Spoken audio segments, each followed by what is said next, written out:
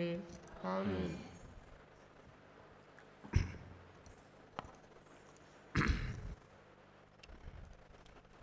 ప్రభు పక్షాన చేరువచ్చినటువంటి ప్రియ సంఘస్థులకు ప్రేమ వందనాలు తెలియజేస్తుంది. అందరమ్మ మీరందరూ క్షేమంగా ఉన్నారని, ఆరోగ్యంగా ఉన్నారని, ప్రభు కృపలో వర్ధిల్లుతున్నారని నమ్మి దేవుణ్ణి స్తుతిస్తున్నాం. దేవుని వాక్యాన్ని కొద్ది నిమిషాల సేపు మనం ఆలకిద్దాం. ఇక వారంలో మంగళవారం, గురువారం ప్రార్థన జరగలేదు. ఎందుని బట్టి అంటే మేము అవసరాన్ని బట్టి సునందక్క వాళ్ళ దగ్గరికి వెళ్ళాం. అక్కడ వాళ్ళ 26వ వార్షికోత్సవం అయితే అక్కడికి ఆహ్వానించబడి అక్కడికి వెళ్ళాం. సో మొదట పరిచయ నిమిత్తం వెళ్ళాం, కానీ ఆ తర్వాత చుట్టాలయ్యాం అక్కడ. సో ఒక వారం రోజులు అక్కడ ఉండి వాళ్ళతో సంతోషించడానికి దేవుడు కృప చూపాడు. ఏదేమైనప్పటికీ దేవుడు మహాకృపను బట్టి క్షేమంగా మరి తిరిగి రావటానికి దేవుడు తన మహాకృపను అనుగ్రహించాడు. సో ఆ సంఘం నిమిత్తం ప్రత్యేకంగా ప్రార్థించండి. మా బావగారి సంఘం 2 సంఘాలు ఉన్నాయి. ఒకటి రెడ్డిపాలెం, మరొకటి ధర్మవరం. చాలా చక్కని సంఘాలు. ఒక్కొక్క సంఘంలో ఒక 70 మంది ఉంటారు, మరొక సంఘంలో ఒక 120 మంది ఉంటారు. వారందరూ చక్కగా దేవుని కోసం వర్ధిల్లుతూ ఏ పనైనా కూడా వారి చెయ్యి తగలకుండా చేస్తారండి. సో వాళ్ళు గమనించింది ఏంటంటే, సంఘంలో ఎంత పైన కూడా మక్క సైలెంట్గా కూర్చుంటుంది. ఏందక్క అక్కడ భోజనాలు వండుతున్నారు, ఏంది గమ్ముకుంటాం అంటే వాళ్ళు చూసుకుంటారు. శామ్ మన అవసరం లేదు అని చెప్పేసి బహుశా అంటుంటే నాకు ఆశ్చర్యం వేసింది. ఆమె రావటం, జస్ట్ చర్చిలో ఉండటం, ఏదో పాటలు పాడటం, అంతేకాని మిగతా విషయాలన్నీ ఒక్కొక్కరు ఎంత క్రమంగా మీరు ఫీల్ కాకండి, కానీ మనం సరే వద్దులే ఆ మాట అంటే మళ్ళీ మీరు ఫీల్ అవుతారు. సో వాళ్ళు ఎంత క్రమంగా చేస్తున్నారంటే అంత క్రమంగా దేవుని కృపలో ముందు కొనసాగుతున్నారు. సో సంఘంలో క్రమం అనేది చాలా ఇంపార్టెంట్. మన భక్తి తర్వాత దేవుడు ఎరుగు.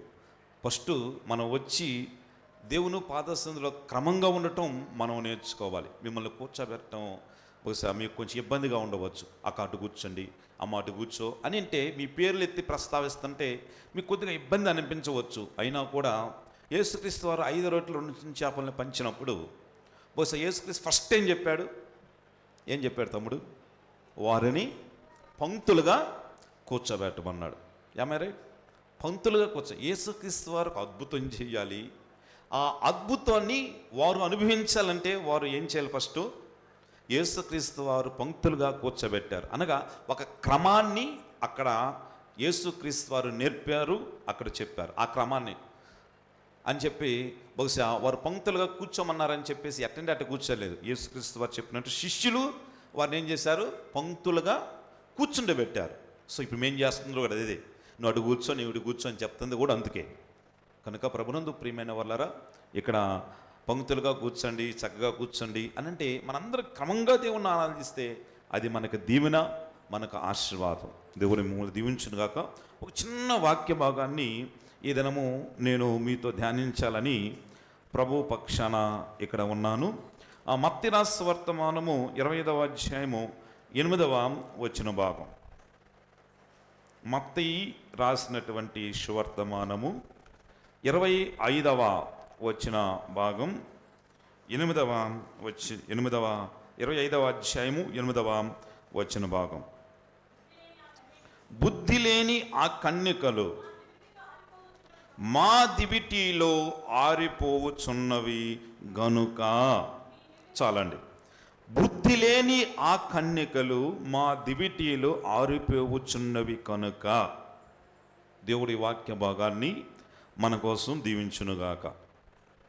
మరొక సాక్ష్యం కూడా చెప్పాలనుకున్నాను. ఎందుకు బట్టి అంటే నేను త్వరగా తీయలేకపోయాను. ఎందుకంటే నాది ఈరోజు కొత్త బైబిల్. ఈ బైబిల్ కొనాలని చెప్పేసి నేను బ్లెస్సి మొన్న వారం సతీష్ కుమారు అక్కడ బుక్ స్టాల్కి వెళ్ళాం. బుక్ స్టాల్కి వెళ్తే ఒక 600 700 మ్యాక్సిమం 800 ఉంటుందేమో.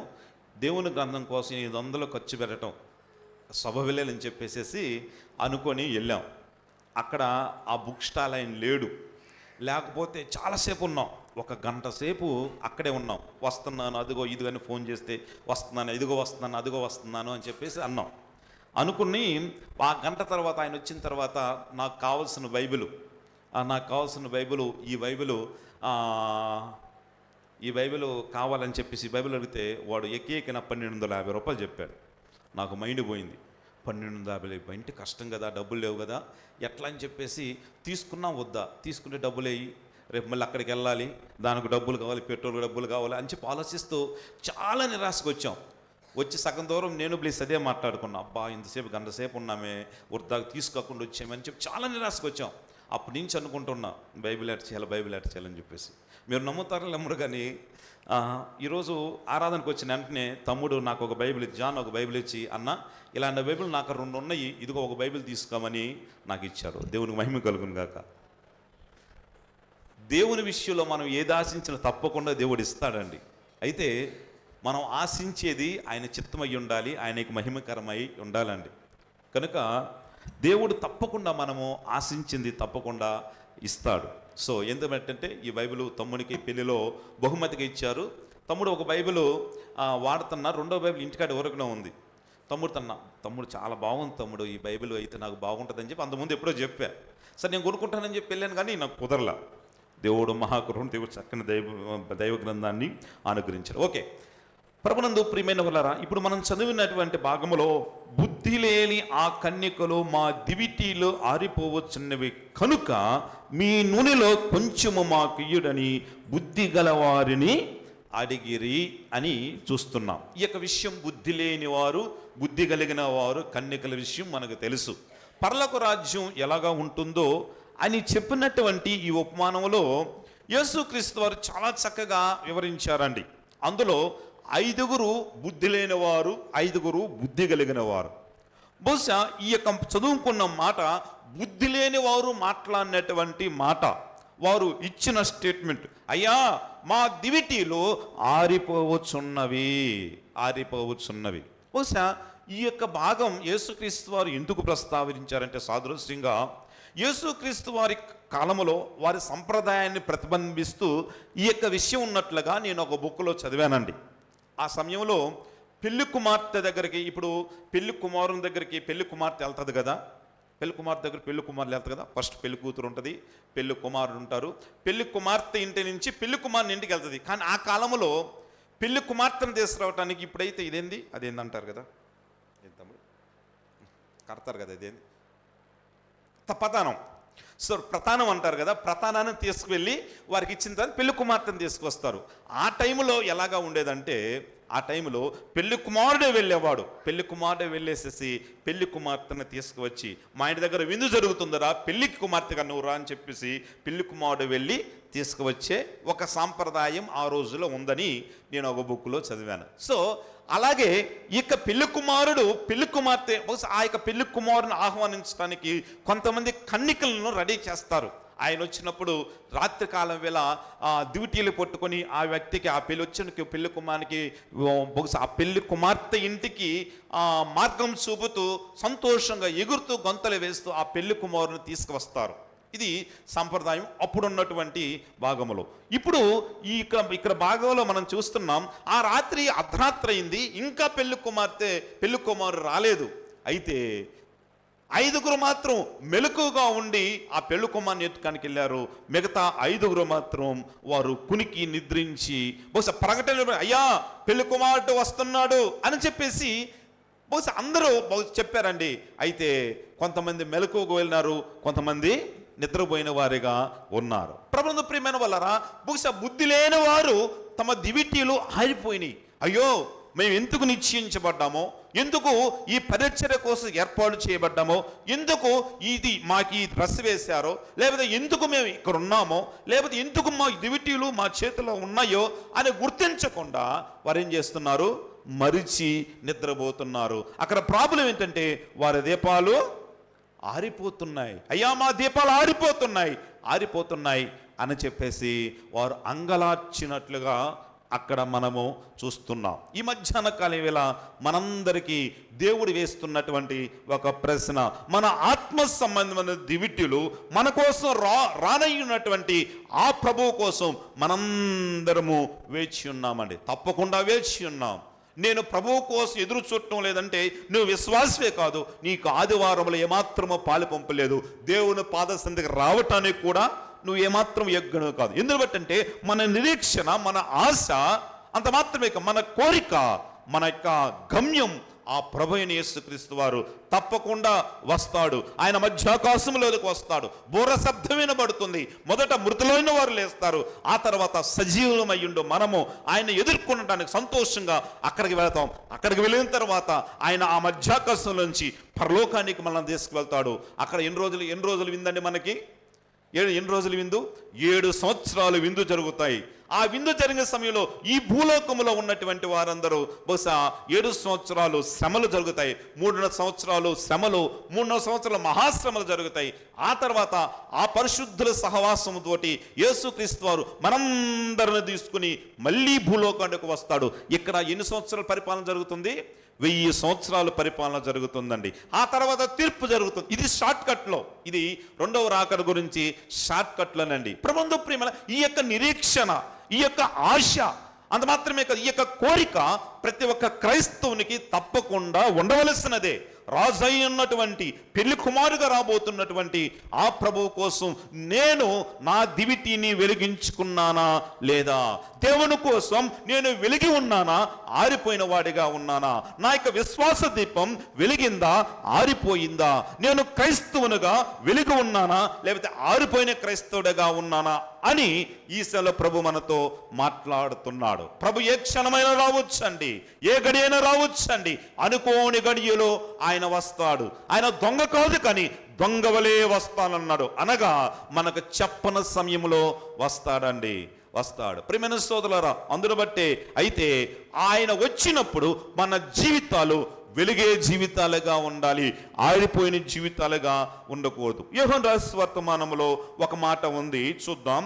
యోహాను రాసినటువంటి సువర్తమానము 5వ అధ్యాయము 35వ వచన భాగములో ఒక చక్కని మాట ఉంది. 35వ వచన భాగం, పేజీ నంబర్ 85. అతడు మండుచు ప్రకాశించుచున్న దీపమయ్యుండెను. ఎవరంట? అతడు మండుచు ప్రకాశించుచున్న దీపమనై ఉన్నాడు అని చెప్తున్నాం. బాప్తిసం ఇచ్చి యోహాను గురించినటువంటి రాయబడినటువంటి ఒక చక్కనే మాట. ఆయన ఎలాగా ఉన్నాడు? మండుచు ప్రకాశించుచున్న దీపమై ఉన్నాడు. ఇందును బట్టండి, బాప్తిసం ఇచ్చి యోహాను బహుశా ఒక డ్రెస్ ఎలాగా ఉంటుందండి, ఎలాగా ఉంటుంది? ప్రభువు ప్రియమైన ఆయన డ్రెస్సును బట్టి ఆయన వెలిగిపోవటం లేదు. అంత మాత్రమే కాదు, ఆయన ముఖాన్ని బట్టి ఆయన వెలిగిపోవటం లేదు. కానీ ప్రభునందు ప్రియమైన ఆయన దేవుని కోసం జీవించే జీవితాన్ని బట్టి తక్కువ కాలమే జీవించాడు. దేవుని కోసం ఘనంగా మండే వ్యక్తిగా ఉన్నట్లుగా ఆయన గురించి చెప్పబడింది. ప్రియమైన సోదరులారా, ప్రియమైన సోదరి, నువ్వు దేవుని కోసం వెలుగుతున్నావా, ఆరిపోయావా? నీ విశ్వాస దీపం వెలిగే ఉన్నదా, ఆరిపోయినదిగా ఉన్నదా? నువ్వు వెలిగి ఉంటే నీ నుంచి ఆయన ప్రకాశము ఇక్కడ మండుచు ప్రకాశించుచున్న దీపం వలె నీవు నేను ఉంటామండి. ప్రియమైన సోదరులారా, ప్రియమైన సోదరి, వెలుగుతున్నావా? నీ నుంచి దేవుడు ప్రకాశించే ఆయన మహిమాయుక్తమైనటువంటి ప్రకాశం నీలో ఉన్నదా? నిన్ను చూసిన వారు, నిన్ను గాంచిన వారు, అంత మాత్రమే కాదు, నిన్ను దర్శించిన వారు నిజముగా ఈయన దేవుని బిడ్డ, ఈయన క్రైస్తవుడు, ఈమె క్రైస్తవురాలు, ఈమె విశ్వాసి, లేకపోతే ఈమె విశ్వాసురాలు, ఈమె సంఘ పెద్ద, లేకపోతే ఈయన దైవజనుడు అని చెప్పేసి మనల గురించి బహుశా ఇతరులు చెప్పగలుగుతున్నారా? నువ్వు వెలిగే ఉన్నావా, ఆరిపోయి ఉన్నావా? బుద్ధి లేని వారు కూడా, అయ్యా మా దీపాలు ఆరిపోయినాయి, అయ్యా మా దీపాలు ఆరిపోయినాయి అని అంగలారుస్తున్నారు ఆయన వచ్చినప్పుడు. ప్రియమైన సోదరులారా, త్వరగా రాబోతున్నటువంటి ఆయన వచ్చినప్పుడు నీవు నేను కూడా బుద్ధి లేని కన్యకల వలె అలాగ అంగలార్చకూడదంటే ఈ సమయంలో మనం వెలుగు ఉన్నామా, ఆరిపోయామా అని పరిశీలించుకుని వెలిగించబడటానికి మన జీవితాలు దిద్దబడాలి. యోబు గ్రంథం 11వ అధ్యాయము 17వ వచన భాగంలో ఒక మాట ఉంది. యోబు గ్రంథం 11వ అధ్యాయము 17వ వచన భాగములో మళ్ళీ చదవండి. అప్పుడు నీ బ్రతుకు మధ్యాహ్న కాలపు తేజస్సు వలె, తేజస్సు కంటే అధికముగా ప్రకాశించిన. అప్పుడు నీ బ్రతుకు మధ్యాహ్న కాల తేజస్సు కంటే అధికముగా ప్రకాశించును. ప్రభునందు ప్రియమైన వాళ్ళ అనగా ఒక క్రైస్తవుడుగా విశ్వాసిగా ఉన్నటువంటి మన బ్రతుకు ఎలాగా ఉండాలి? ప్రకాశించే బ్రతుకుగా ఉండాలి. ప్రియమైన సోదరులారా, ప్రియమైన సోదరి, ప్రకాశిస్తున్నావా? మన బ్రతుకులు ప్రకాశిస్తున్నాయా? ప్రియమైన సోదరి, ఇది తప్ప ఏమీ మన బ్రతుకులు తప్ప ఏమీ ప్రకాశించినా కూడా మనం వ్యర్థులుగా మారిపోతామండి. ప్రియమైన సోదరి, ప్రియమైన సోదరుల, బ్రతుకులు ప్రకాశించాలి. కొంతమంది చదువులో ప్రకాశిస్తారండి, కొంతమంది ఉద్యోగంలో ప్రకాశిస్తారు, కొంతమంది వ్యాపారంలో ప్రకాశిస్తారు, కొంతమంది సంపాదించడంలో ప్రకాశిస్తారు. అంత మాత్రం కొంతమంది మంచి పేరు తెచ్చుకుని ప్రకాశిస్తారండి. ప్రకాశించటం అంటే ప్రదర్శించబడటం అండి. అంత మాత్రమే. ఒకరు మంచి ఘనమైన మార్కులు వచ్చినాయి అనుకోండి, ఆ ఘనమైన మార్కులను బట్టి అతను ప్రకాశిస్తాడు. ఒక మంచి ఉద్యోగం వచ్చిందనుకోండి, IAS IPS వచ్చింది అనుకోండి, ఆ ఉద్యోగాన్ని బట్టి అబ్బా ఎంత మంచివాడండి అని ఆ ఉద్యోగాన్ని బట్టి ప్రకాశిస్తాడు. కానీ ఇక్కడ చెప్తున్నాడు, మన బ్రతుకును బట్టి మనము ప్రకాశించాలి. బహుశా మిగతా వాటి మంచి ప్రకాశించినా ప్రకాశించకపోయినా కూడా నీ బ్రతుకును బట్టి నువ్వు ప్రకాశించకపోతే మిగతావన్నీ వ్యర్థమే అని బహుశా దేవుడు వాక్యం తెలియచేస్తుంది. మధ్యాహ్న తేజస్సు కంటే ఎక్కువగా ప్రకాశించాలంటే మొదట నీ బ్రతుకులు నీవు ప్రకాశించాలి. అయితే మనం ఎప్పుడు ప్రకాశిస్తాం? అదే 11వ అధ్యాయం 14 వచనాన్ని కూడా చదవండి. ఎప్పుడు ప్రకాశిస్తాం? పాపము నీ చేతిలో నుండి చూచి నీవు దానిని విడిచిన ఎడల నీ గుడారములలో నుండి దుర్మార్గతను నీవు కొట్టివేసిన ఎడల. ప్రభునందు ప్రియమైన వాళ్ళరా, ఇక్కడ చూస్తున్నాం నీ పాపము నీ చేతిలో ఉన్నట చూచి నీవు దానిని విడిచిన ఎడల. ఎప్పుడు ప్రకాశిస్తావు నువ్వు దేవుడి కోసం? ఎప్పుడు నువ్వు వెలుగుతావు? నీ దీపాలు ఆరిపోకుండా ఎప్పుడు ఉంటాయంటే 2 ఇక్కడ చక్కగా రాస్తున్నాయి. మన బ్రతుకులు మధ్యాహ్న కాల తేజస్సు వలె మెరిసిపోవాలంటే మధ్యాహ్న కాల తేజస్సు ఎలాగుంటుందండి? మిట్ట మధ్యాహ్నం 12 గంటలు అనుకోండి, ఎలాగ వెలుగుంటుందండి? అంతకంటే వెలుగు ఇన్ని వేల యాంపులు బహుశా లైట్ పెట్టినా కూడా వెలగదండి. ఎందుకు పెట్టండి? మధ్యాహ్న కాలం చాలా ప్రకాశవంతంగా ఉంటుందండి. అలాగే దేవుడు చెప్తున్నాడు, మన బ్రతుకులు కూడా మధ్యాహ్న తేజస్సు వలె వెలగాలంటే తెలియజేస్తున్నారు. ప్రియమైన సోదరులారా, అక్కడ ఏం చేస్తున్నాడు? పాపాన్ని ఏం చేస్తున్నాడు? ఏం చేయాలి అక్కడ? విడిచిన ఎడల. నీ చేతిలో నుండి నువ్వు ఆ యొక్క పాపాన్ని విడిచేవాడిగా ఉండాలి. పాపము నీ చేతిలో ఉండటం చూసి దాన్ని అసహించుకోవాలి, దాన్ని విసిరివేయాలండి. విసిరివేస్తున్నావా ప్రియమైన సోదరి, ప్రియమైన సోదరులారా? ఈ మధ్యాహ్న కాలంలో దేవుడు నిన్ను దర్శిస్తుండగా 10 మంది బహుశా ఆ యొక్క పెళ్లి కుమారుడు దగ్గరికి వెళ్ళారు, కానీ బుద్ధి లేనివారు 10 మంది ఒక విధంగా బ్రతకాలనుకున్నారు, కానీ 5 మాత్రమే చక్కగా బ్రతకారు. మిగిలిన 5 బ్రతకవలసిన బ్రతుకును బ్రతకలేదు. వారి బ్రతుకులు ప్రకాశించలేదు, వారి దీపాలు వెలగలేదు, కనుక విడిచిపెట్టబడ్డారండి.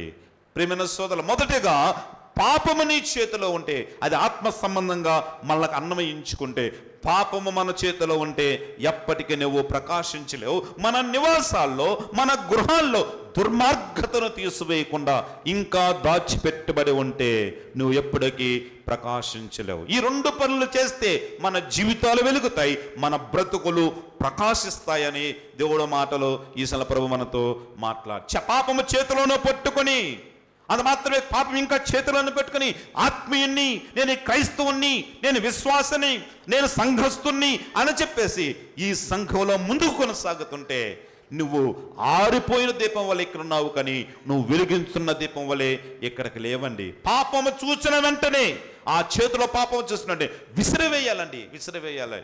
ప్రియమైన సోదరులారా, కొంతమంది విసిరివేసినట్టు విసిరివేస్తున్నారు, కానీ మళ్ళా తీసుకొచ్చి ఒడిలో పెట్టుకుంటున్నారు. చిన్నపిల్లలు ఏమన్నా ప్రమాదకరమైన వస్తువు తీసుకున్నారనుకోండి, మనం ఏం చేస్తామండి? తీసుకుని వెంటనే తీసుకున్న తర్వాత అట్లా ఇసిరేసి బస్ అది మన చేతిలోనే ఉంటుంది, తీసి వెనక పెట్టుకుంటామండి. అయ్యో లేదని చెప్తాం ప్రేమైన, కానీ మన పక్కనే ఉంటుందండి. ప్రేమైన సోదరులారా, అలాగే పాపాన్ని అట్లాగా చేయకూడదు. పాపం అని తెలిసిన వెంటనే, పాపం నిన్ను దుర్మార్గత లేదా దుష్టత్వం, దేవునికి వ్యతిరేకం, ఆజ్ఞ అతిక్రమమైన పాపం నీ జీవితంలో కనపడినప్పుడు విసిరివేయాలండి. ఒకప్పుడు మనం ఆ పాపంలో ఉన్నవారమే, ఒకప్పుడు ఆ దోషంలో ఉన్నవారమే, ఒకప్పుడు ఆ శాపపు కాడి కింద మనం వచ్చిన వారమే. ఆ మహాప్రభు, ప్రియ ప్రభు మనల్ని క్షమించి మన్నించి ఒక మాట అన్నాడు. ఏ మాట అన్నాడండి? ఇక పాపము చేయకము అని అన్నాడు. అది ఆజ్ఞ అండి. ప్రేమైన సోదరులారా, ఇక పాపము చేయకము.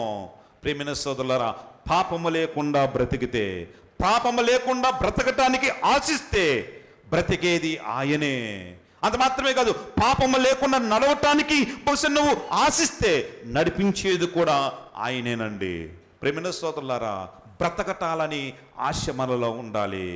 అంత మాత్రమే కాదు, పాపము లేకుండా నడవాలన్నటువంటి ఆశ మనకు ఉండాలి. మనకు అసాధ్యమండి, కానీ ఆ ప్రియ మహాప్రభు కృపను బట్టి మనకు సాధ్యపరచగలడండి. 40 సంవత్సరాలు ఇశ్రాయేలు ఆ భయంకరమైనటువంటి ఎడారిలో నడవటం చాలా ఇబ్బంది అండి, చాలా ఇబ్బంది. కానీ 40 సంవత్సరాలు వారికి ఎలాంటి ఇబ్బంది కలగకుండా నడిచిన వారుగా ఉన్నారు. వారికి అసాధ్యమే, కానీ వారు నడిపించిన వాడు ఎవరండి?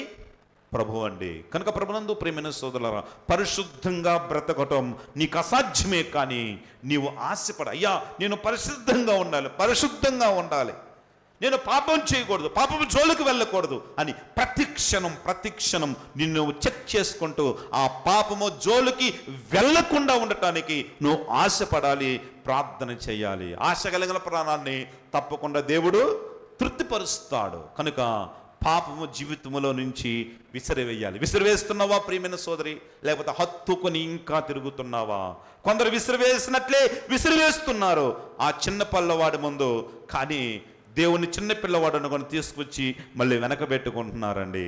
ప్రియమైన సోదరులారా, అది చాలా ప్రమాదం. పాపం నీ జీవితాన్ని దుర్భరం చేయకముందే, పాపం నీ జీవితాన్ని అవమానపాలు చేయకముందే, పాపం నిన్ను శాపగ్రాహిగా పొందకముందే తప్పకుండా నీవు దేవుని రాజ్యముకు వారసుడు కావాలంటే పాపాన్ని విరిచివేసేవాడుగా ఉండాలి. ఇటీవల నేను ఒక వ్యక్తి ఒక మాట చెప్పగా విన్నానండి. ప్రియమైన సోదరులారా, బహుశా దేవుడు ప్రభువును నమ్ముకున్న వారికి, బాప్తిసం తీసుకున్న వారికి ఆ రాజ్యంలో నరకం ఉన్నది, భయంకరమైన మండుతున్నటువంటి అగ్ని ఆరదు, పురుగు సావదు ఆ యొక్క సమయంలో. కానీ ప్రభువు నమ్ముకుని బాప్తిసం తీసుకొని తెలిసి బహుశా నువ్వు పాపము చేస్తే అక్కడ నీకు శిక్ష ఉండదు, కానీ ఈ లోకంలో తప్పకుండా శిక్ష అనుభవిస్తావంట.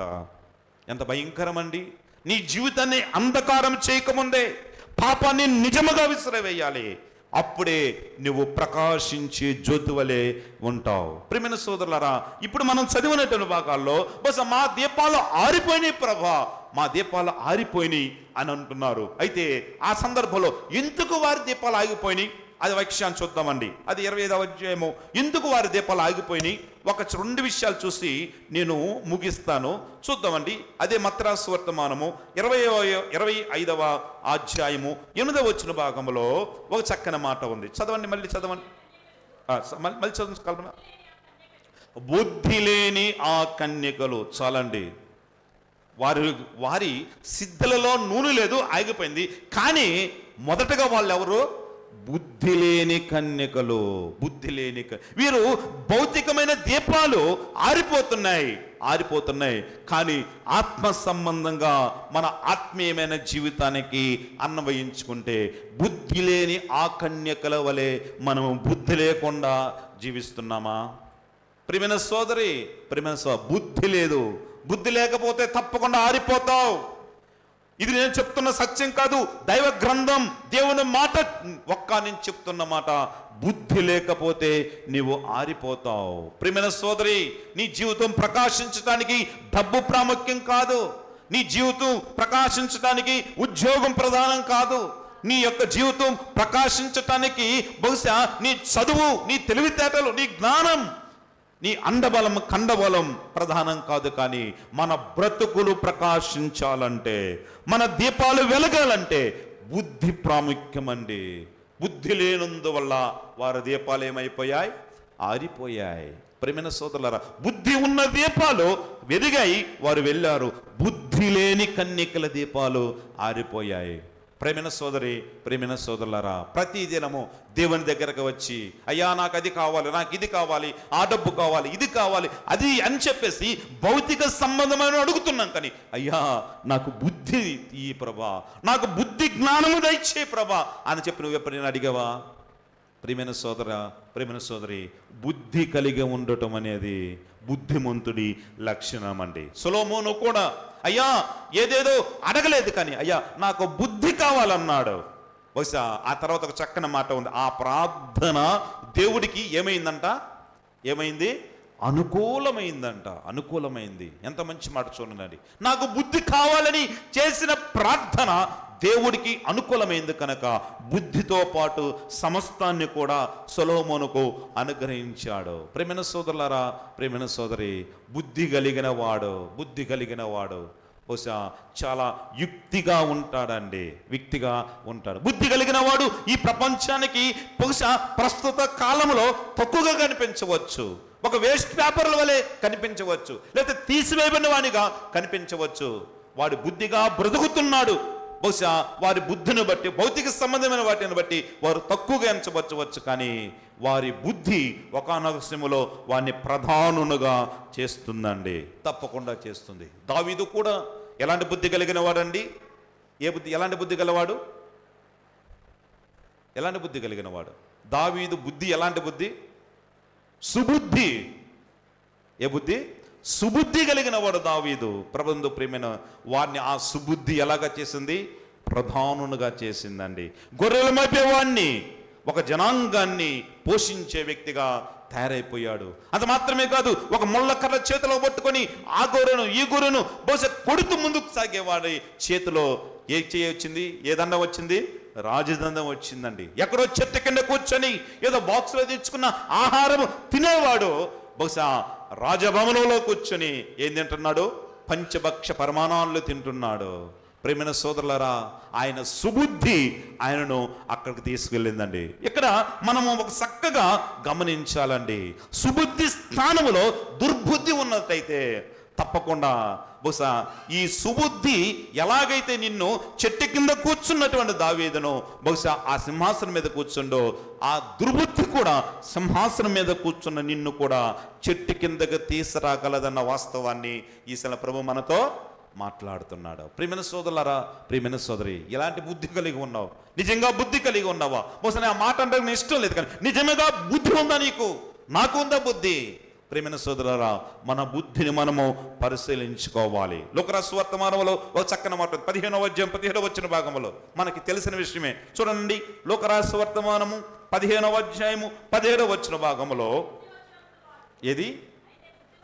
అయితే బుద్ధి వచ్చినప్పుడు వాడు నా తండ్రి వద్ద ఎంతో మంది కూలివాండ్రు కలరు అని అనుకున్నాడు. ప్రియమైన సోదరులారా, బుద్ధి వచ్చినప్పుడు అన్నాడంటే వాడికి అంతకుముందు ఏమి లేనట్టండి? బుద్ధి లేదు. వాడికి బుద్ధి రానప్పుడు వాడు ఇష్టానుసారంగా ప్రవర్తించారు. ప్రియమైన సోదరులారా, కొంతకాలానికి బహుశా ఆ బుద్ధి లేనటువంటి పరిస్థితిలో వాడు నా డబ్బు నాకు కావాలన్నాడు. బహుశా ఈ తండ్రి వద్ద నాకు సంతోషం లేదన్నాడు. ఈ ఫ్రెండ్సే గొప్పవారు అనుకున్నారు. బహుశా తండ్రి వద్ద నాకు బహుశా ఫ్రీనెస్ లేదనుకున్నారండి. వెళ్ళి ప్రకాశించాలనుకున్నాడు, వెళ్ళి ఏదో ఎలగాలనుకున్నాడు. తండ్రి దగ్గర ఉంటే నేను ప్రకాశించలేను, తండ్రి దగ్గర నుంచి నేను వెలగలేను, తండ్రి దగ్గర ఉంటే నేను ప్రపంచానికి తెలియను అనుకున్నాడేమో, తండ్రి దగ్గర ఉంటే ఎప్పుడు ఇంట్లోనే ఉండాలనుకున్నాడేమో. కానీ బుద్ధి లేకుండా ఆలోచించాడు. ప్రియమైన సోదరులారా, ప్రియమైన సోదరి, ఆస్తి ఉంటే వెలుగుతాననుకున్నాడు, ఫ్రెండ్స్ ఉంటే వెలుగుతాననుకున్నాడు, స్నేహితులు ఉంటే వెలుగుతాననుకున్నాడు, తెలివితేటలు ఉంటే వెలుగుతాననుకున్నాడు. నా ఇష్టాన్ని నేను నెరవేర్చుకుంటే, నా ఇష్టానుసారంగా నేను ప్రవర్తిస్తే, నా ఇష్టానుసారంగా నేను అనువలిస్తే నాకంటే ఎవరు అని చెప్పి నేనే ప్రకాశిస్తాను అనుకున్నాడు వీడు. కానీ కొంతకాలానికి ఆ ప్రకాశం ఆగిపోయింది. అవన్నీ తరిగిపోయిన తర్వాత కష్టాలు స్టార్ట్ అయ్యాయి. బహుశా అన్ని ఉన్నదంతా ఖర్చు అయిపోయింది. అంతా ఖర్చు అయిపోయిన తర్వాత ఏమొచ్చిందండి? బుద్ధి వచ్చిందండి. ప్రియమైన వాళ్ళరా, ఇక్కడ ఒక విషయాన్ని గమనించు. నీ దగ్గర ఉన్నది సమస్తం ఖర్చు అయిపోవచ్చు. నీ ధనం ఖర్చు అయిపోవచ్చు, నీ ఆరోగ్యం ఖర్చు అయిపోవచ్చు, నీ శక్తి ఖర్చు అయిపోవచ్చు, అన్ని ఖర్చు అయిపోవచ్చు. కానీ ఎప్పటికీ నీ బుద్ధి అనేది ఖర్చు అవ్వదండి, ఖర్చు అవ్వదు. ప్రియమైన సోదరులారా, ప్రియమైన సోదరి, బుద్ధి ఆ వ్యక్తిని తీసుకెళ్ళి ఎక్కడో దూరాన్ని పడవేసింది. చిన్న కుర్రపాయాడు వెలుగుతాను అనుకుని వెళ్ళాడు, కానీ ఆరిపోయిన వాడిగా ఉన్నాడండి. పండులు తినే పొట్టు కోసం ఆశపడ్డాడు. అనగా ఎంతగా దిగజారిపోయాడో గమనించండి. ఎంతగా దిగజారిపోయాడో. బుద్ధి లేకుండా ప్రవర్తిస్తే, బుద్ధి లేకుండా నువ్వు జీవిస్తే, బుద్ధి లేకుండా బ్రతికితే ఎవరి జీవితాలైనా ఇలాగే ఆరిపోతాయని దేవుడు మాటలను బట్టి ఈ సమయంలో మనము నేర్చుకోవాలి. అయితే ఆ టైంలో చిన్న కుమారుడుకు ఏదేదో చేయలేదు. కానీ బహుశా నేను అక్కడికి పోయి సాధించుకోవాలి, ఇది పోయి సాధించుకోవాలి, ఎవరైతే నా దగ్గర డబ్బులు తీసుకున్నారో వారి దగ్గర పోయి అడగాలి అని చెప్పేసి ఏదేదో చేయలేదు. కానీ జస్ట్ ఆయనకేమొచ్చింది? బుద్ధి వచ్చింది. బుద్ధి వచ్చిన వెంటనే ఏం కలిగిందండి? జీవితమే మారిపోయిందండి. ఎప్పుడైతే బుద్ధి వచ్చిందో తండ్రి దగ్గరికి వచ్చాడు. ఒక్క 10 నిమిషాల గ్యాప్లో అన్ని ఏదైతే కోల్పోయాడో అన్ని వచ్చింది. రాజవంగరం వచ్చింది, దుస్తులు వచ్చాయి, కిరీటం వచ్చాయి, సింహాసనం వచ్చింది, ఫంక్షన్ జరుగుతుంది, ఆ వీధులన్నీ వెలిగిపోతున్నాయి. ఏమైందంటే, అయ్యా ఆ చిన్న కుమారుడు వచ్చే కనుక వీధులన్నీ వెలిగిపోతున్నాయి. అనగా బుద్ధి అనేది మన జీవితాన్ని నిమిషంలో మారుస్తుంది. కనుక ప్రియమైన సోదరి, బుద్ధి కలిగి జీవించేవాడిగా ఉండాలండి. ప్రియమైన సోదరి, ఈ మధ్యాహ్న కాల వేళ నిన్ను ప్రశ్నిస్తున్నాడు, నువ్వు బుద్ధి కలిగిన వాడివేనా, బుద్ధి లేని వాడివా?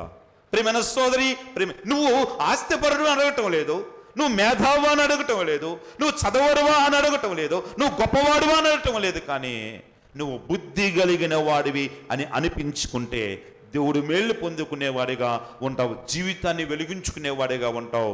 నీ యొక్క మధ్యాహ్న కాల ప్రకాశం వలె నువ్వు ప్రకాశిస్తావని దేవుడు మాటలు ఈ సమయంలో ప్రభు మనతో మాట్లాడుతున్నాడు. అందుకే సామెతల గ్రంథము 10వ అధ్యాయము 23వ వచనములో ఒక చక్కని మాట ఉంది. బహుశా ఆ బుద్ధి ఏం చేస్తుంది, అయితే మనిషి యొక్క బుద్ధి మనిషిని ఏం చేస్తుంది అనే ఒక మాట ఉంది. ఆ మాట చూసుకున్నాం. సామెతల గ్రంథము 10వ అధ్యాయము 13వ వచన భాగములో ఒక మాట ఉంది. ఆ మాట చదవండి. 10వ అధ్యాయము 13వ వచన భాగం, 23వ వచన భాగం, కల్పన 23వ వచన భాగం.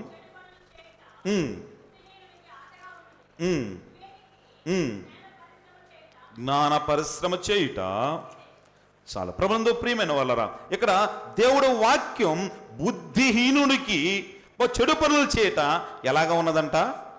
ఒక ఆటగా ఉందంట. చెడు పనులు చేయటం, చెడుగా జీవించటం, చెడుగా ముందుకు వెళ్ళటం, చెడు కార్యాల్లో పాల్గొనటం వారికి ఎలాగా ఉందంట? ఒక ఆట అండి. ఆట అంటే ఎలాగ ఆడతారండి? ఆట అంటే ఎలాగ ఆడతారు? చాలా సంతోషంగా ఆడతారు, అంత మాత్రం ఆనందంగా ఆడతారు, శక్తిని ఉపయోగించుకొని ఆడతారు, గెలవాలని ఆడతారు. అనగా చెడుతనం అనేది చెడ్డవానికి, బుద్ధిహీనునికి ఎలాగా ఉన్నది? ఒక ఆట వలె ఉన్నదంట. అయితే చివరకు ఆ ఆటలో అవుట్ అయ్యేది, లేదా క్లీన్ బౌల్డ్ అయ్యేది, క్రికెట్ భాషలో చెప్పాలంటే క్లీన్ బౌల్డ్ అయ్యేది, లేకపోతే అపజయం పాలయ్యేది తప్పకుండా వాడే అనే వాస్తవాన్ని గ్రహించాలి. ప్రియమైన సోదరులారా, ప్రియమైన సోదరి, జీవితంలో ఓడిపోతున్నావా? జీవితంలో అపజయం పాలవుతున్నావా? జీవితంలో అవుట్ అయిపోతున్నావా? జీవితంలో ఇంకా నా జీవితం వేస్ట్ అని చెప్పేసి వ్యర్థంగా నువ్వు నీ యొక్క జీవితాన్ని వెళ్ళబోస్తున్నావా? అయితే ఈసారి దేవునితో మాట్లాడుతున్నాడు బుద్ధి కలిగి జీవించటం మొదట నేర్చుకోవాలి. చెడుతనాన్ని నువ్వు ఆటగా తీసుకొని ముందుకు వెళుతున్నావేమో, తప్పకుండా అపజయం పాలవుతాం. ప్రియమైన సోదరి, చెడుతనాన్ని ఆటగా తీసుకొని నీ జీవితంలో ముందుకు కొనసాగుతున్నావేమో, నువ్వు తప్పకుండా అవుట్ అయిపోతావు. చెడుతనాన్ని ఒక ఆటగా తీసుకొని నీ ఇష్టానుసారముగా ముందుకు పోతుండవేమో, ఎప్పుడైనా దేవుని యొక్క ప్రమాదాన్ని చూస్తావు. కనుక ప్రబంధుప్రమైన వాళ్ళరా, చెడుతనమును ఆటగా చూడకుండా సరిచేసుకోవాలి. ఇంకా బుద్ధి లేనివాడు ఏం చేస్తాడు? బుద్ధి లేనివాడు చెడుతనాన్ని ఆటగా తీసుకుని, అదే 11వ అధ్యాయము 12వ వచనాన్ని చూడండి. అదే 11వ అధ్యాయము 12వ వచనముల భాగములో పగ కలహము రేపును కప్పును 11, 12 11-12 తన పొరుగు వానిని తృణీకరించువాడు బుద్ధి లేనివాడు. ఏందంట? రెండవది, బుద్ధి లేనివాడు ఏం చేస్తాడంటే తన పొరుగు వారిని తృణీకరిస్తాడు. నీ తోటివారు, నీ సహోదరులు, నీ సహోదరి, లేదా నీతో పనికి వెళ్ళే నీ సహచరిని బహుశా వారిని నువ్వు బుద్ధి లేనివాడిగా ఉన్నప్పుడు ఏం చేస్తావంటే వారిని తృణీకరిస్తావు. ప్రియమైన సోదరులారా, వారిని తృణీకరిస్తున్నావంటే నువ్వేదో గొప్పవాడు అని కాదు, కానీ నువ్వెవరివి? బుద్ధి లేని వాడివి. ఈ భౌతిక సంబంధమైన స్థితిగతుల్లో మనకు తేడాలు ఉండవచ్చు. ఒకరు పెచ్చుగా ఉండవచ్చు, ఒకరు తక్కువగా ఉండవచ్చు, ఒకరు అందంగా ఉండవచ్చు, అంతవిహీనంగా ఉండవచ్చు, ఒకరు ఉన్నవారుగా ఉండవచ్చు, ఒకరు లేనివారుగా ఉండవచ్చు, ఒక ఆరోగ్యవంతులుగా ఉండవచ్చు, ఒక అనారోగ్యవంతులుగా ఉండవచ్చు. అయితే ఆ స్థితిగతులను బట్టి నువ్వు తృణీకరిస్తున్నావంటే నీవు ఎవరు అండి? బుద్ధిహీనుడివి. ఈ బుద్ధిహీనుడు. ఈ లోకంలో ఒక చక్కని మాట మనం గమనించాలండి. ఎందుని బట్టి అంటే ఇక్కడ ఈ లోకములో ఒకరికంటే ఒకరు ఏమాత్రము ఎక్కువ కాదు, ఒకరికంటే ఒకరు ఏమాత్రమునో తక్కువ కాదండి. ఒకరికంటే ఒకరు ఏమాత్రమును ఎక్కువ కాదు, ఒకరికంటే ఒకరు ఏమాత్రమునో తక్కువ కాదు. అలాగని అందరూ సమానమని కూడా కాదండి. దేవుడు ప్రతి ఒక్కరికి ఒక ఎబిలిటీ ఇచ్చాడు, ప్రతి ఒక్కరికి ఒక వరాన్ని ఇచ్చాడు, ప్రతి ఒక్కరికి ఒక సంపత్తిని ఇచ్చాడు, ప్రతి ఒక్కరికి ఒక్కొక్క విధానంలో ఆయన నిర్ణయించాడు, తీర్మానించాడు, నిర్మించాడండి. అయితే ఎవరో వేస్ట్ కాదండి, ఎవరు వేస్ట్ కాదు. అందుకే ఒక దైవజనుడు ఒక మాట అన్నాడు. ఏ మాట అంటే, దేవుడి యొక్క ఆఫీస్లో వేస్ట్ పేపర్ ఉండదంట. ఏది? దేవుడి యొక్క ఆఫీస్లో డస్ట్బిన్, ఇప్పుడు ఆఫీస్ ఉందనుకోండి, ఆఫీస్లో చివర డస్ట్బిన్ ఉంటుంది. డస్ట్బిన్ అంటే ఎందుకు? ఏ పేపర్లు వేస్తారు దాంట్లో? ఏదైనా తప్పుగా రాశారు అనుకోండి, అబ్బా తప్పు రాసామని చెప్పి ఆ పేపర్ చింపేసేసి ఆ వేస్ట్ పేపర్ని తీసుకువెళ్ళి ఆ డస్ట్బిన్లో వేస్తారు ఆఫీస్లో. మీరు ఎప్పుడైనా గమనించుంటారు. మీ ఇంట్లో కూడా ఏమన్నా బహుశా ఏమన్నా తప్పుగా చేశారనుకోండి, తప్పుగా చేసిన దాన్ని తీసివేసి పడేసి అక్కడ వేస్తారు. అది డస్ట్బిన్. కానీ దేవుని ఆఫీసులో ఏదంట? డస్ట్బిన్ ఉన్నదంట. అంటే దేవుడు ఏది చేసినా ఖచ్చితంగా నచ్చి, దేవుడు తప్పు చేయటం అసాధ్యం అండి. దేవుడు తప్పు చేయడండి. అనవసరంగా ఏది నిర్మించడు, ఎవరు నిర్ణయించడు. కానీ బహుశా మనమే అనవసరమైన పనుల చేత అనవసరమైన వారిగా, బుద్ధిహీనులుగా మారిపోతాం. బుద్ధి లేని వారిగా ఆలోచిస్తారు. నా ప్రక్కవారు, బహుశా నా ఎదుటివారు నా ముందు నిలబడతారా? అంత మాత్రమే కాదు, నా తోటి వారు, నాతో సమానులు కానివారు, అంత మాత్రమే కాదు, నేను కట్టింది కడతారా, నేను తింటారా, నాతో పాటు వస్తారా అని చెప్పేసేసి ఈ భౌతిక సంబంధమైన స్థితిగతులను బట్టి బుద్ధిహీనులుగా మనం మాట్లాడుతూ తృణీకరించే వారిగా ఉంటాం. ప్రియమైన సోదరారా, నువ్వు తృణీకరిస్తున్నావంటే నీ తోటి వారిని నువ్వు ఎవరవండి? ఎవరూ చెప్పలేదు. నువ్వు వన్ ఆఫ్ ద ప్రియమైన వాళ్ళ బుద్ధిహీనుడివి అని దేవుడు మాటలు ఈ సమయంలో మాట్లాడుతున్నాడు. కనుక ప్రభునందు ప్రియమైన సోదరి, నువ్వు బుద్ధిహీనుడు అయితే, బహుశా బుద్ధిహీనుడు అయితే చెడుతనాన్ని ఒక ఆటగా తీసుకుంటావు. నువ్వు బుద్ధిహీనుడు అయితే తప్పకుండా నీ తోటి వారిని తృణీకరిస్తావు. మూడవది, అదే సామెతల గ్రంథం 12వ అధ్యాయం 11వ వచన భాగంలో బుద్ధిహీనులు ఏం చేస్తారు? 12వ అధ్యాయం 11వ వచన భాగంలో, వ్యర్థమైన వాటిని అనుసరించువాడు బుద్ధి లేనివాడు. ఏందంట? వ్యర్థమైన దానిని అనుసరించేవాడు బుద్ధి లేనివాడు. ప్రియమైన సోదరులరా, వ్యర్థమైన దాన్ని అనుసరిస్తున్నావేమో, వ్యర్థమైన దాన్ని ఫాలో అవుతున్నావేమో, వ్యర్థమైనది నిజమనుకుంటున్నావేమో, సత్యం కాని దాన్ని సత్యం అనుకొని ముందుకు వెళుతున్నావేమో, లోకాన్ని అనుసరిస్తున్నావేమో, లోకాస్తుల్ని అనుసరిస్తున్నావేమో. అంత మాత్రమే కాదు, దేవుని వాక్యాన్ని ప్రక్కన పెట్టి నీ మనిషిని ఆలోచనలు బహుశా నువ్వు ఫాలో అవుతూ ముందుకు పోతున్నావేమో, లోకాచారాలను అనుసరిస్తూ ముందుకు పోతున్నావేమో. తమ్ముడు గత వారం చెప్పాడు, లోకానుసారం వాళ్ళు బహుశా వ్యర్థమైన దాన్ని అనుసరించడం, వ్యర్థమైన తీసుకొచ్చి ఇంట్లో పెట్టుకోవటం, వ్యర్థమైన తీసుకొచ్చి శరీరాన్ని కట్టుకోవటం, వ్యర్థమైన దాన్ని అనుసరిస్తూ బహుశా అదే నిజం అనుకుని ముందుకు పోతున్నావేమో. ప్రియమైన సోదరులారా, ప్రియమైన సోదరి, వ్యర్థమైన దాన్ని అనుసరిస్తున్నామంటే నువ్వు బుద్ధిహీనుడివి. నువ్వు ఎప్పటికీ ప్రకాశించలేవు. తొదకు బహుశా నీ దీపం బహుశా దేవుడి వాక్యాన్ని బట్టి ఏం చేస్తుంది? ఆరిపోతుంది. ప్రియమైన సోదరులారా, ప్రియమైన సోదరి, బుద్ధి అనేది వారి దీపం ఆరిపోవటానికి కారణమైంది. రెండవది ఒక చిన్న మాట చూసి నేను ముగిస్తాను. వారి దీపం ఆరిపోవటానికి రెండవ కారణం అదే 24 మత్తయి రాసిన వర్తమానము 24వ అధ్యాయము 42వ వచనాన్ని చూడండి. 24వ అధ్యాయము 42వ వచన భాగములో, కావున ఏ దినమున మీ ప్రభు వచ్చునో మీకు తెలియదు కనుక మెలకువగా ఉండుడి. అక్కడ వారు వస్తున్నారు, ఆ యొక్క పెళ్లి కుమారుడు వస్తున్నాడు. బుద్ధి కలిగిన వారు వెళ్ళిపోయారు. బుద్ధి లేని వారు ఉండటానికి రెండవ కారణం ఏందండి? వారి దీపాలు ఆరిపోవటానికి రెండవ కారణం వారు నిద్రిస్తున్నారు, అనగా మెలకువలేనటువంటి వారిగా ఉన్నారు. మొదట బుద్ధి లేదు కనుక వారి దీపాలు ఆగిపోయినాయి. రెండవది మెలకువ లేదు కనుక వారి దీపాలు ఆరిపోయినాయండి. అనగా ఆత్మ సంబంధంగా మనం పరిశీలించుకుంటే ఆత్మీయంగా మెలకువ అనుకువ విశ్వాసకి చాలా చాలా ప్రాముఖ్యం అండి. ఈ రెండు సమపాలలో నువ్వు ఉండాలి. ఏముండాలి? మెలకువ అనుకువ అండి. ప్రేమైన సోదరులారా, ప్రేమైన సోదరి, అనుకువ లేకపోతే కొంతమందికి అనుకువ ఉంటుంది కానీ మెలకువ ఉండదు, కొంతమందికి మెలకువ ఉంటుంది కానీ అనుకువ ఉండదండి.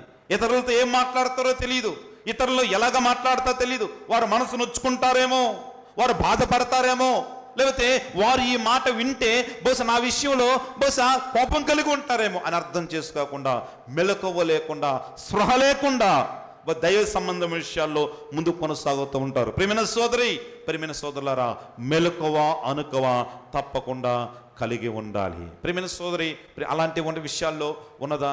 ఎప్పుడైతే కొంతమందికి మెలకువ ఉంటుంది, కొంతమందికి అనుకువ ఉండదు, కొంతమందికి అనుకువ ఉంటుంది, కొంతమందికి మెలకువ ఉండదండి. కనుక ఈ రెండు సమపాలలో ఒక క్రైస్తవునిగా విశ్వాసగా ముందుకు కొనసాగితే నువ్వు ప్రకాశించే వ్యక్తిగా ఉంటావండి. ఎవరితో సహవాసం చేయాలో మెలకువ కలిగి ఉండాలి, ఎవరితో ఎలాగ మెలగాలో మెలకువ కలిగి ఉండాలి, ఎవరితో ఎలాగ మాట్లాడాలో మెలకువ కలిగి ఉండాలి, ఎవరితో ఎలా ప్రవర్తించాలో మెలకువ కలిగి ఉండాలి, ఎవరితో ఎలాగ ప్రవర్తించాలో మెలకువ కలిగి ఉండాలి, ఏ నిర్ణయం తీసుకోవాలో మెలకువ కలిగి ఉండాలి.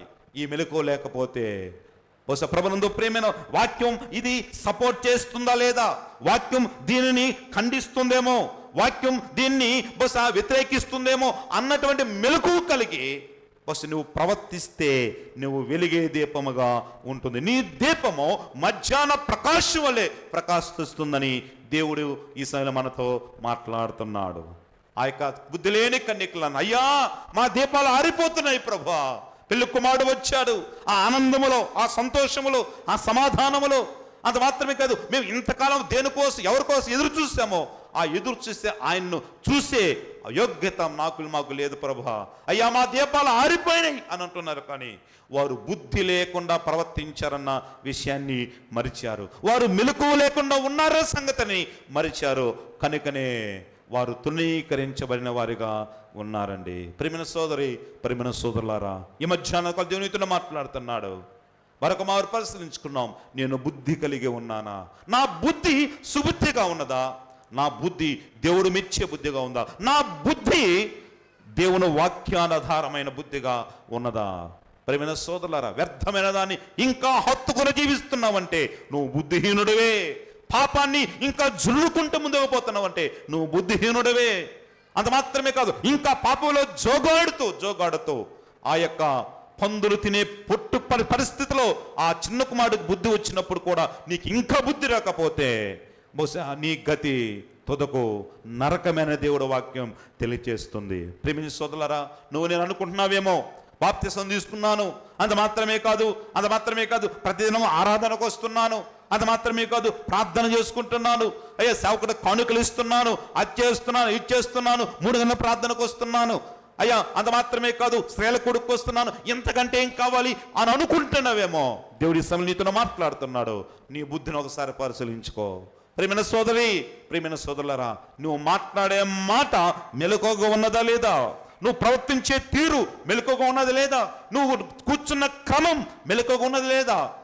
గమనించుకొని, అయ్యా నాకు మెలకువ దయచే ప్రభా. మెలకువ లేనితనం వారిని విడిచిపెట్టేదిగా ఉంది. బుద్ధిహీనమైనటువంటి వ్యక్తులు విడిచిపెట్టబెట్టే అలాగా కాకుండా నా జీవితాన్ని దిద్దు ప్రభా, నా జీవితాన్ని కట్టు ప్రభా, నాకు మెలకువ దయచే, నాకు బుద్ధిని ప్రసాదించు అని. కానీ బుద్ధి కోసం నువ్వు ప్రార్థించగలిగితే సమస్తాన్ని నీకు అనుగ్రహించగలడు. నీ బుద్ధిని బట్టి నువ్వు ప్రకాశిస్తావు, వెలుగుతావు. లేని పక్షములో నువ్వు మధ్యాహ్న దీపం వలె వెలగకుండా మధ్యలో ఆగిపోయే దీపముగా మిగిలిపోతావని ఈసారి ప్రభు మనతో మాట్లాడుతుండగా, హెచ్చరిస్తుండగా, గద్దిస్తుండగా, అయ్యా నేను ఆరిపోయే దీపంలా కాకుండా నీకోసం జీవించే బిడ్డగా నన్ను సరిచేయని చెప్పి మనం ప్రార్థన చేద్దామా? అందరిలాగే తల వంచండి, కళ్ళు మూసుకునండి. అందరిలాగే తల వంచండి, కళ్ళు మూసుకుని ఒక్క నిమిషం మనం ప్రార్థన చేద్దాం. ఇప్పుడు ప్రభు నీతో మాట్లాడు. ప్రియమైన సోదరి, నువ్వు దేవుడి కోసం వెలుగుతున్నావు. 10 మంది ముందుకు వచ్చారు, 10 మంది రెడీ అయ్యారు, 10 మంది చక్కగా సిద్ధపడ్డారు, 10 మంది ఆ స్థలానికి వచ్చారు. కానీ 5గురు మాత్రమే బుద్ధి కలిగిన వారుగా మిగిలిపోయారు. 5గురు మాత్రం బుద్ధి లేని వారి వలె విడిచిపెట్టబడ్డారు. ఇక్కడ చాలామందిగా ఉన్నాం మనం. అయితే ఈ చాలామందిలో నువ్వు బుద్ధి కలిగిన వాళ్ళ గుంపులో ఉన్నావా, బుద్ధి లేని వాని గుంపులో ఉన్నావా? ప్రభు నీతో మాట్లాడుతుండగా, నిన్ను దర్శిస్తుండగా, అయ్యా బుద్ధి లేని కన్యకల దుస్థితి భయంకరంగా ఉన్నాయి. జీవితకాలం మొత్తం నేను అనుసరించారు, కానీ అయ్యా చివరిగా వారు జీవ కిరీటాన్ని పొందుకునే వ్యక్తులుగా మిగిలిపోయారు. నేను అలాగా కాకుండా, నేను అలాగా చెందకుండా, నేను అలాగా ఉండకుండా, అయ్యా బుద్ధి కలిగి వ్యర్థమైన దాన్ని విడిచిపెట్టి నీకోసం సాగే బిడ్డగా, అయ్యా తృణీకరించేవాడిగా కాకుండా, తృణీకరించబడేవారుగా కాకుండా నీకోసం సాగే బిడ్డలుగా మమ్మల్ని బలపరచవా? ఈ సంఘంలో నేను ముందు కొనసాగుతున్నానంటే కేవలం నీ కృపే ప్రభా. అయ్యా పాపము లేకుండా బ్రతకటానికి అయ్యా నాకు శక్తి కావాలి ప్రభా. నాకు నేనుగా నేను బ్రతకలేకపోతున్నాను, నాకు నేనుగా ముందుకు పోలేకపోతున్నాను. నాకు సహాయం చేయవా? ప్రతిదినము నువ్వు దేవుణ్ణి అడగాలమ్మా. ప్రతిదినము దేవుడు సాల్సందులో మ్రొక్కాలి. అయ్యా నేను బుద్ధిగా బ్రతకాలి, బుద్ధిగా బ్రతకాలి, బుద్ధి కావాలి ప్రభా అన్నప్పుడే నీ ప్రార్థన, నీ మనవి, నీ భక్తి ఆయనకు అనుకూలమవుతుందండి, అనుకూలమవుతుంది. దావీదు కలిగి ఉన్న సుబుద్ధి ఆయనను ఉన్నతమైన స్థితికి తీసుకువెళ్ళింది. ముళ్ళకర్ర చేత పట్టుకున్నటువంటి వాడు రాజదండంకి వెళ్ళాడంటే ఆయన కలిగి ఉన్న సుబుద్ధి. ప్రియమైన సోదరులారా, దేవుని కోసం వెలుగు. నీ ఆస్తిని బట్టి నువ్వు వెలుగుతున్నావేమో, నీ అంతస్తుని బట్టి నువ్వు వెలుగుతున్నావేమో, నీ యొక్క అందాన్ని బట్టి నువ్వు వెతుకుతున్నావేమో. అంత మాత్రమే కాకుండా నీ ఉద్యోగాన్ని బట్టి నువ్వు వెలుగుతున్నావేమో, నా ఇష్టం నేను నెరవేర్చుకోవటంలో నేను వెలుగుతున్నాను అనుకుంటున్నావేమో. అయ్యా చిన్న కుమారుడు వలె పందులు తినే పొట్టు తినే పరిస్థితి రాబోతుంది. ఆ స్థితికి రాకముందే బుద్ధి తెచ్చుకొని నేను సృష్టించిన సృష్టికర్త కౌగిలిలోకి వస్తే తప్పకుండా మెలకువతోటి ఆయన దగ్గరగా మెలిగితే, అనుకోగలిగి ఆయనలో సాగితే నువ్వు మధ్యాహ్నం ప్రకాశించే ఒక వెలుగులాగా, జ్యోతిలాగా ప్రకాశిస్తావని దేవుడు మాత్రం తెలియజేస్తుండగా, అయ్యా నన్ను వెలిగించు ప్రభా. నేను ఆరిపోయానేమో, భక్తిలో ఆరిపోయాను, విశ్వాసంలో ఆరిపోయాను, నిరీక్షణలో ఆరిపోయాను, అయ్యా నీ పరిచర్లో ఆరిపోయాను ప్రభా, దాతృత్వంలో ఆరిపోయాను. ఒకప్పుడు నీకు ఇయ్యాలని ఉండేది, కానీ ఇప్పుడు ఇయ్యాలని మనసు లేదు ప్రభా. ఒకప్పుడు నీకోసం సాగాలని ఉన్నది, కానీ నీకోసం సాగలేకపోతున్నాను. ఒకప్పుడు నీకోసం నిలబడాలనుకున్నాను, కానీ నిలబడలేకపోతున్నాను. రెగ్యులర్ జ్వాలగా ముందుకు కొనసాగాలనుకున్నాను, కానీ అయ్యో నేను ఆరిపోయాను ప్రభా. అయ్యా ఆరిపోయిన నన్ను వెలిగించయ్యా, ఆరిపోయిన నన్ను వెలిగించు. దేంట్లో ఆరిపోయానో అయ్యా నాకు మాత్రమే తెలుసు ప్రభా, నీకు మాత్రమే తెలుసు. అందరి ముందు నేను వెలుగనని, అందరి ముందు నేను ప్రకాశిస్తున్నాను అనుకున్నాను, కానీ నాలో నేను కృంగిపోతున్నాను ప్రభా. నాలో అంతరంగంలో చీకటితో మురిగిపోయిన ప్రభా, వెలుగులేక నన్ను వెలిగించయ్యా, వెలిగించు ప్రభా అని ప్రార్థన చేయి. తప్పకుండా దేవుడు నిన్ను వెలిగిస్తాడు. ఈ మధ్యాహ్న కాల వేళ అనేక మందికి వెలుగుగా చేస్తాడు. నీ కుటుంబం నీ ద్వారా చీకట్లో ఉందేమో, బహుశా నువ్వు వెలగనందువల్ల అనారోగ్యముతో నీ కుటుంబం బలహీనపడుతుందేమో. అయ్యా నన్ను బట్టి నా బిడ్డల జీవితాలు అంధకారం కాకుండా నన్ను వెలిగించు ప్రభు అని చెప్పి ఆయన దగ్గర ప్రాణమిల్లు. తప్పకుండా నమ్మదగిన దేవుడు, నీతిమంతుడు, తప్పకుండా నిన్ను క్షమిస్తాడు. మహాగణుడా, మహోన్నతుడా, సర్వోన్నతుడా, సర్వాధికారి, నీ శ్రేష్ఠ నామానికి వందనాలు ప్రభా. నేను వెలుగుతున్నాను అనుకుంటున్నాను, కానీ అయ్యో నా దీపం ఎప్పుడో ఆరిపోయింది ప్రభు. నీకోసం ముందుకు సాగలేకపోతున్నాను. పైకి మాత్రం చాలా గంభీరంగా ఉంటున్నాను, కానీ నా అంతరంగంలో వెలిగిన దీపం అట్లాగే మిగిలిపోయింది నాయనా. నన్ను మన్నించు ప్రభువా, నన్ను మన్నించు ప్రభువా. నీకోసం సాగాలన్న ఆశ నాలో లేదు ప్రభువా, నీకోసం బ్రతకాలన్న ఆశ నాలో లేదు ప్రభువా, నీకోసం పోకడాలన్న ఆశ నాకు లేదు ప్రభువా. ఆశ కలిగిన ప్రాణాన్ని తృప్తిపరుస్తానన్న దేవా, అయ్యా నేను ఇప్పటి నుంచి ఆశ కలిగి ఉంటాను, ఇప్పటి నుంచి నీకోసం సాగుతాను ప్రభువా, ఎప్పటి నుంచి నా దీపాన్ని వెలిగించుకుంటాను ప్రభువా. మీరు వచ్చేంత వరకు నా దీపం వెలుగ్గా ఉండటానికి మెలకు కలిగి ఉంటానని చెప్పి ప్రార్థిస్తున్న ప్రతి ఒక్కరిని నీ ఆత్మచేత నింపండి నాయనా. నీ పరిశుద్ధాత్మ నడిపే వారికి దైత్యమని మేము ప్రార్థన చేస్తున్నాం. అటు వారిని క్షమించమని మేము ప్రార్థన చేస్తున్నాం. ఇక నుంచి నువ్వు పాపము చేయకని చెప్పన్నావు. ఇక నుంచి వీరు కూడా నీకోసం సాగే బిడ్డలుగా ఒక మంచి తీర్మానంతో ఈ ఆదివారం ఉదయకాల వేళ వీరు కొనసాగే విధంగా సంతోషముతో ఇంటికి వెళ్ళేవారుగా ప్రతి ఒక్కరిని దీవించమని బలపరచమని యేసయ్య నామములో ప్రార్థించి అడిగి వేడుకుంటున్నాం తండ్రి. ఆమేన్. ఒకసారి గట్టిగా ఆమేన్ చేద్దామా? ఆమేన్.